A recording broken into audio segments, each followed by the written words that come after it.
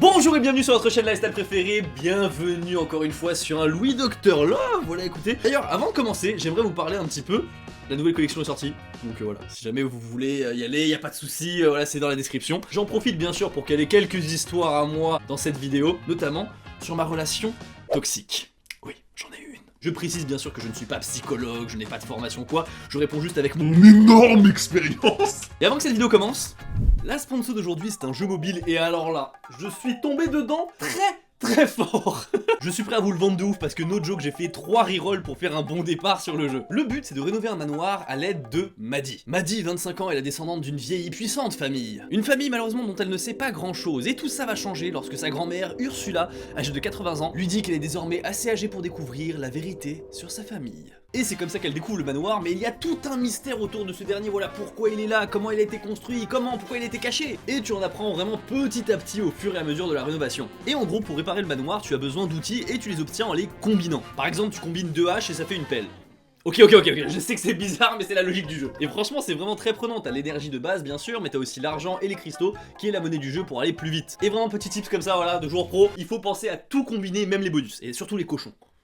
En fait si tu fusionnes 2 énergies à 1 tu auras une énergie à 3 et du coup voilà à chaque fois en gros 1 plus 1 égale 3 dans ce jeu. Je vous jure le tips que je viens de vous donner là il est vraiment important. Bien sûr vous avez les liens dans la description et franchement c'est un très bon jeu mobile, pas trop chronophage, bien adapté, je kiffe. En plus il y a de l'histoire, il y a du mystère et bien sûr c'est gratuit. Je précise que dans cette vidéo il y aura Mitsugi qui va arriver. Il a une histoire lui qui est assez ouf, mais il nous le racontera un peu plus tard. Je vais vous parler d'abord de mon histoire, et c'était quand j'avais quelque chose comme quoi, 15 ans. Je commençais tout juste, tu sais, à sortir avec des filles, en mode oh là là. Vous voulez, pour vous mettre un peu dans le contexte, à l'époque, c'était un truc Facebook, tu vois, vraiment tout le monde était dessus, et c'est là où arrive une notification. Qui est cette femme? Tous les profils étaient ouverts à l'époque. Du coup, je regarde un petit peu comme ça, et je vois les photos, et j'accepte la demande. Et on discute, et je finis par, du coup, tu sais, c'est en mode, est-ce que tu veux sortir avec moi? Tu vois, j'étais cringe à ce moment-là, tu vois. Et finalement, je finis par être avec cette personne.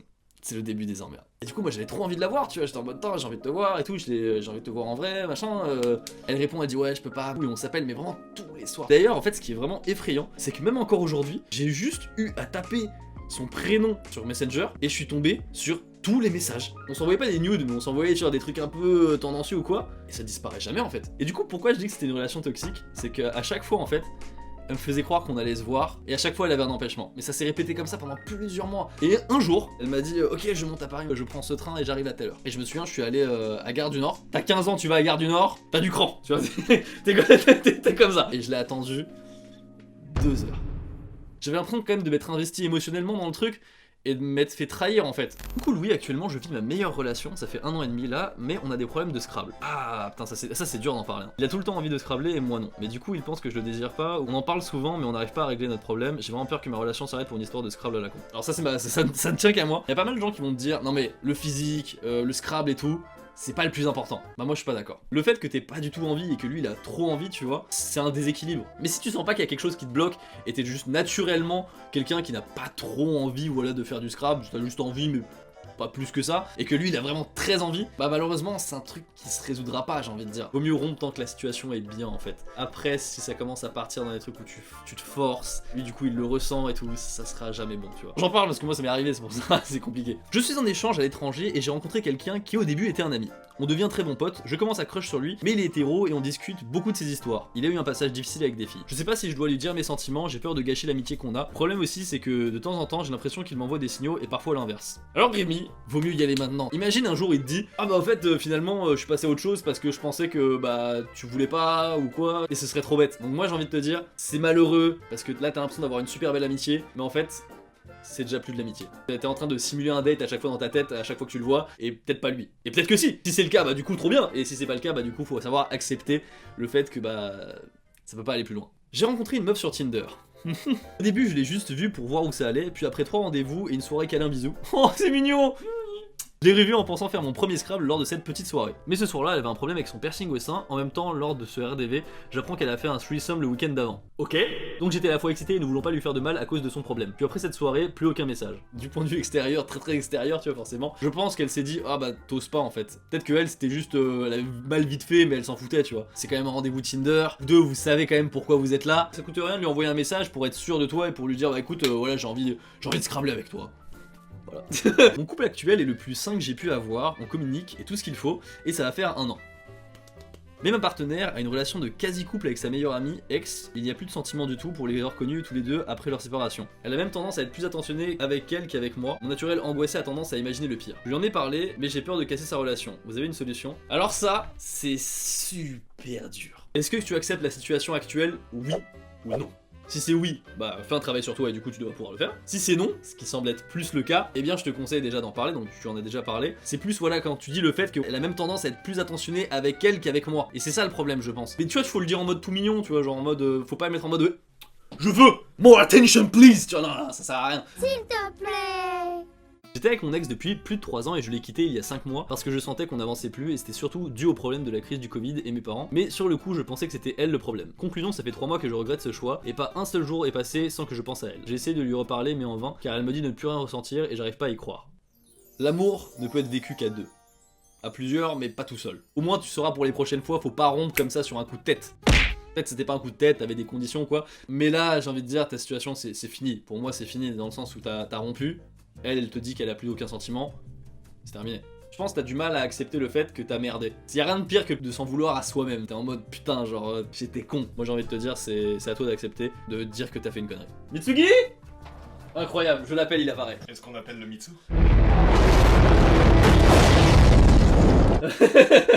J'ai rencontré une meuf sur les réseaux, tout se passe bien, mais elle est un peu dépressive, car elle a pas une vie de ouf. Je l'ai beaucoup aidé à traverser ces étapes, et même si elle l'est toujours aujourd'hui, elle est carrément devenue amoureuse de moi avec le temps, par attachement, mais ce n'est pas réciproque. Elle veut une relation longue en plus d'être à distance, pas moi, je sais pas quoi faire, sachant qu'elle sait très bien que je suis pas amoureux d'elle. Ok. Bah mec, y a rien à faire. Dans ce cas-là, c'est elle qui est amoureuse de lui, lui il est pas amoureux d'elle. Oui, mais donc du il coup, faut juste être cash. Ouais, tu lui dis non, c'est mort. Mais après, je pense en plus, dans ton cas à toi, le petit goré, il y a aussi le fait que tu dis qu'elle était dépressive. Et c'est vrai que du coup, je pense, est-ce que t'as pas ce truc de j'ai pas envie de la rendre encore dépressive, j'ai pas envie qu'il lui arrive un truc, est-ce que si je lui dis elle va mal le prendre, elle va pas faire un truc? Je pense que t'as un petit peu ce souci là, tu vois. Pour moi, faut accepter d'être égoïste à certains moments et penser à soi. T'es pas amoureux carrément, ou quand c'est des trucs pour ta réussite personnelle, genre que ça soit du travail, Bien sûr. des voyages. Écoute, je veux faire ça, c'est que pour moi. Et enfin, j'en avais 19, elle 31. Prof de primaire en France, moi belge, toujours étudiant en design. On s'est rencontrés sur un jeu vidéo en ligne. Au départ, on était principalement amis, mais j'avais toujours eu cette impression d'être son petit chouchou, son petit privilégié du groupe de potes avec qui on jouait. On parlait beaucoup, on finissait souvent tard le soir à jouer. Elle était très avenante vers moi, on se parlait souvent privé sur Discord jusqu'au jour où. C'est quoi ce message, wesh? On veut la suite On veut là. la suite, là, On veut c'est la quoi, suite, ça là. Moi je veux l'épisode 2 là. Un jour, un soir, elle m'envoie un message sur WhatsApp et me dit que je lui manque terriblement. Elle était déjà en couple et son gars était quelqu'un de particulièrement positif et un peu bizarre. Il l'empêchait de sortir parfois et était parano. Ouais.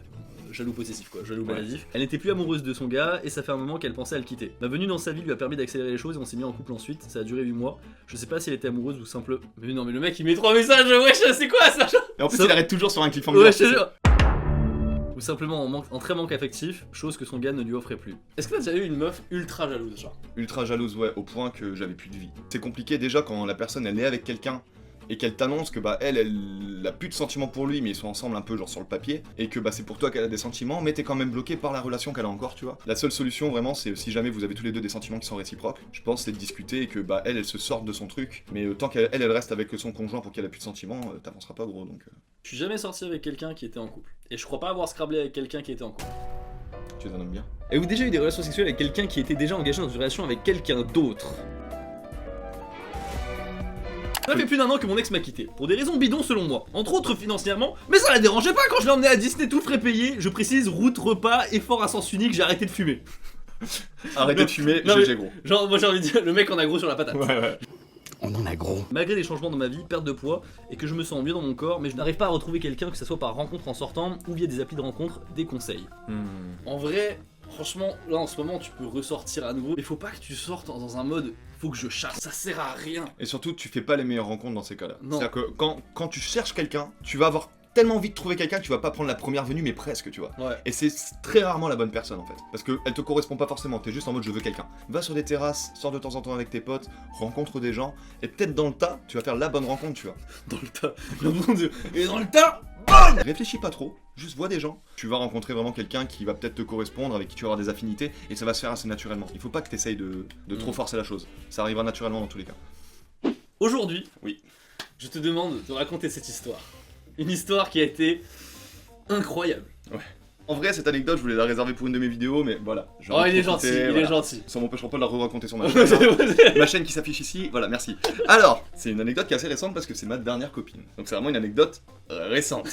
Ce qui se passe, c'est que je rencontre une fille sur l'application Bumble. Bumble, c'est l'équivalent de Tinder, je sais pas si les gens connaissent. Et en vrai, quand je vais sur Tinder, quand je vais sur Bumble, la plupart du temps, bah, c'est gauche, gauche, gauche, gauche, gauche, gauche, gauche.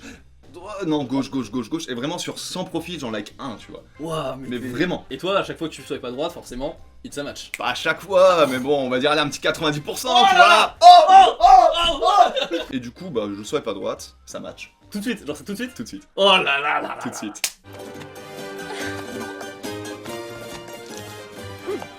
Et en fait sur Bumble, contrairement à Tinder, il faut que t'attendes que la fille elle te parle en premier. Et du coup voilà, donc ça se passe bien, à partir de là on décide de se mettre ensemble tout simplement. Ça se passe assez bien pendant, on va dire, un mois. Et en fait là où ça a commencé à pêcher, c'est quand bah, j'ai décidé de me mettre sur YouTube en fait. J'ai été très vite beaucoup plus occupé que je l'étais auparavant en fait. Ce qui fait que autant sur le premier mois bah, j'essayais vraiment d'engager du temps pour la voir, autant au bout d'un moment bah, j'avais plus beaucoup de temps, mais j'essayais quand même de créer du temps pour elle. Sauf que elle, bah, elle faisait un travail du lundi au vendredi, elle avait que le week-end pour se reposer, Ouais. et le week-end bah moi des fois j'ai des tournages. Ça elle l'a pas accepté. Et le truc c'est qu'au bout d'un moment ça a commencé à devenir un peu relou. C'est que dès que je disais je vais en tournage, elle disait ouais ok tu préfères faire du tournage que de passer du temps avec moi. Et du coup, bah au bout d'un moment ça commence à devenir assez pesant, toxico, vraiment. Là pour le coup ouais c'était mauvais, c'était C'est mauvais. bien parce que c'est le titre de cette vidéo. C'est pour ça que t'es Relation passé. toxique. Ah, bien joué. Champion. Dès que j'avais par exemple une proposition de boulot, direct j'imaginais comment elle allait réagir par rapport à ça. Et du coup, tu t'imaginais déjà en fait en train de négocier pour pouvoir aller Exactement. au boulot. Et du coup, j'ai dit écoute, on arrête là. Sauf qu'elle me rappelle 2 heures après et elle me dit écoute, je comprends, je suis désolé, j'ai mal réagi.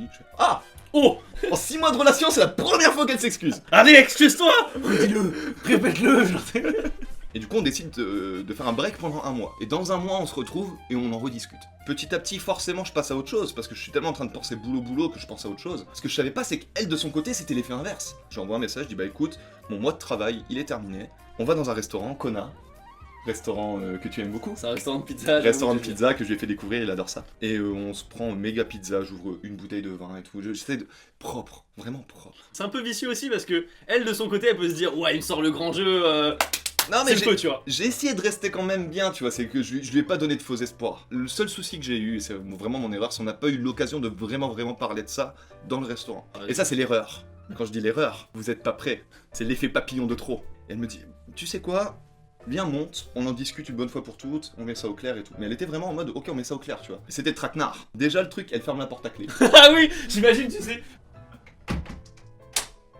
C'est exactement ça. On commence à discuter, et du coup, bah, je lui donne mes arguments, je dépose mes fiches, je lui dis, bah écoutez, voilà, selon ce point, je pense que bah, c'est mieux qu'on s'arrête là. Et elle me donne genre 10 contre-arguments pétés, et pour dire, moi je pense que ce serait mieux qu'on continue, qu'on reste ensemble. Mais tu te souviens quand je te faisais du pain grillé? T'aimais bien mon grille-pain? En plus, ce jour-là, il y avait Jamy, Massa et Fanny de ici Japon Corp qui m'attendaient à Shibuya dans un petit bar pour qu'on aille se boire un petit coup en gros. Et petit à petit en fait, la discussion elle arrive sur bah elle commence quand même à être pas mal énervée tu vois. Donc c'est quoi, je vais y aller. J'aurais bien aimé avoir une meilleure conversation et qu'on finisse sur quelque chose de plus propre tu vois, mais là ça amène à rien, je m'en vais. Sauf que j'avance vers la porte comme ça, elle est derrière, elle est comme ça. Moi je me dirige vers la porte. Je défais le loquet. Je prends ma chaussure. Je mets ma chaussure. Et là elle court vers moi pour me choper et là elle se prend sa tête mais dans mon genou. BAM! Sauf qu'au même moment elle me chope une chaussure, elle se barre. Elle vient de s'exploser le crâne contre mon genou. Donc déjà j'ai trop peur pour elle, j'espère qu'elle s'est pas fait mal. Et en plus elle m'a piqué ma chaussure tu vois. Je vais la voir dans le salon, je dis qu'est-ce que tu fais tu vois. Et là je la vois en boule mais genre position fétale. Elle est comme ça avec ma chaussure sur elle tu vois. Qu'est-ce que tu fais? Je vais la voir comme ça, moi j'essaie de choper ma chaussure, tu vois, je suis comme ça. Je dis bah attends, en vrai tu fouilles dans le. Ouais, dans la c'est ça, boule. c'est ça. Je suis attends. Un moment, et je vous jure, ça c'est terrible. Elle commence à crier, mais genre crier en mode vraiment agression. Tasukete keisatsu yonde kudasai. On n'est pas en France, il n'est pas japonais. Je suis fautif à tous les coups. Ouais. Vous avez vu la vidéo de Louis sur la police au Japon, voilà. Le fait qu'elle crie, premier réflexe forcément, je mets la main dans sa bouche. Le truc c'est que elle, réflexe pareil, quand j'ai mis ma main dans sa bouche, elle m'a mordu le doigt à sang gros. Et là du coup je me retrouve devant une fille qui est en train de gueuler pour appeler les flics, j'ai le doigt en sang, je sais si les flics ils débarquent là maintenant, Là, je suis T'es mort, t'es fini. mort genre. Du coup j'ai dit bah tu sais quoi, garde ma chaussure, je m'en vais. Du coup je sors de la maison, avec une chaussure à un pied, juste une chaussette à l'autre, et vraiment je suis en PLS, je me dis qu'est-ce qui vient de se passer? Cette chaussure, je l'ai là. Et l'autre? L'autre, je ne l'ai pas. En fait, ce qui est horrible pour toi en plus, c'est que quand tu sors de l'appartement, je pense, déjà t'as l'impression d'avoir vécu un truc horrible, mais c'est un truc horrible avec qui t'as vécu, enfin avec une personne avec qui t'as vécu des bons trucs aussi. Des bons trucs. Et du coup, ça chamboule. Ça fait bizarre en fait. Ça, c'est trop bizarre, gros. Et du coup, bah à ce moment-là, moi je me retrouve, on était à peu près 5 km de Shibuya, tout le monde m'attendait à Shibuya, j'avais qu'une chaussure. Et du coup, j'ai dit, bah tu sais quoi, les 5 km, je vais les faire à pied, gros. Et du coup, j'ai marché 5 bornes avec une chaussure. 5 km pieds nus, ça use, ça use. 5 km pieds nus, ça use les pieds nus. Bah écoutez, merci beaucoup d'avoir regardé cette vidéo. C'était très sympa à faire. C'est super sympa. Merci beaucoup d'être passé sur cette chaîne. Bah écoute, merci de m'avoir. Thank you for having me. Merci beaucoup d'avoir regardé cette vidéo. N'hésitez pas à lâcher un pouce bleu et à vous abonner. On est bien sur la chaîne Louis ici. Je vous dis à la prochaine. Tchuss.